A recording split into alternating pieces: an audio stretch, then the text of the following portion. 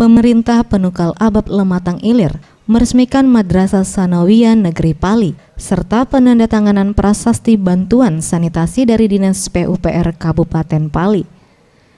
Dalam peresmian ini turut hadir Bupati Pali, Heri Amalindo, Kepala Kantor Kementerian Agama Wilayah Sumatera Selatan, Ketua DPRD Pali, serta Kakemenak Pali. Dalam mewujudkan madrasah hebat dan bermartabat, yakni dengan mewajibkan anak-anak madrasah agar dapat hafiz Al-Quran, mulai dari tingkat MI, MTS, serta MA.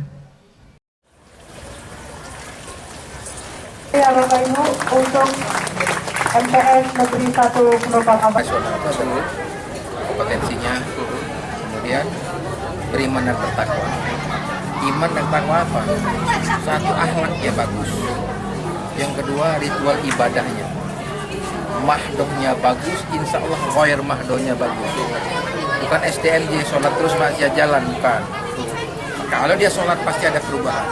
Kalau mahdohnya bagus, semakin soleh seorang maka semakin rahmatan lil alamin.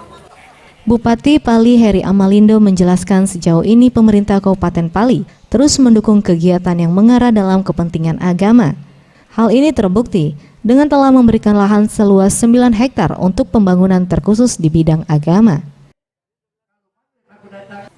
Kemudian dengan dukungan kami dari awal pun berdirinya kita Kabupaten Pali, kami sudah menyiapkan lahan sebesar 5 hektar untuk persiapan pembangunan yang ada di Kabupaten Pali ini khusus di bidang agama yang menyampaikan Bapak kami untuk membentuk peradaban.